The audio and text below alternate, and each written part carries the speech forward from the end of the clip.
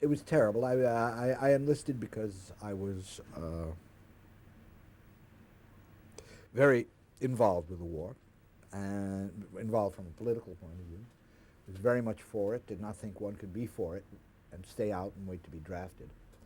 So at 17, I went down to Philadelphia to try to enlist in the Navy, and I couldn't because of my eyes.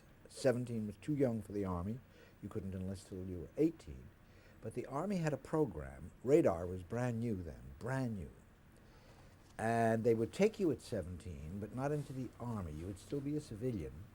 But for 6 months, they would train you in radar. And at the end of the 6 months, you'd go into the Army as a radar repairman, into the Signal Corps.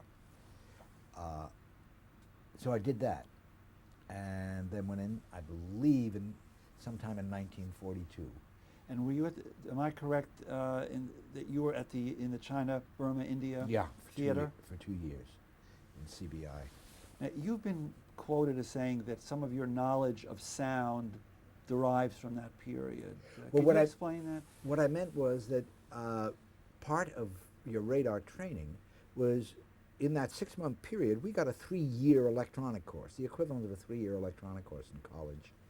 And so that from there on in, not much that could happen electrically that confused me.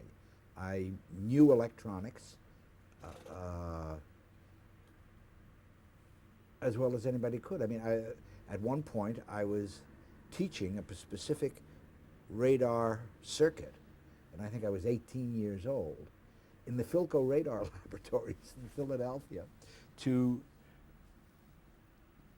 professors and guys who had their masters in many other sciences.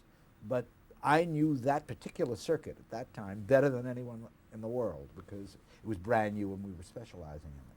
Now, was that knowledge relevant when you later did work in television? Well, sure, because when the audio man would, when he had an oscilloscope there, I knew what it was about. I knew what a cathode ray tube was. I'd been working with cathode ray tubes and radar.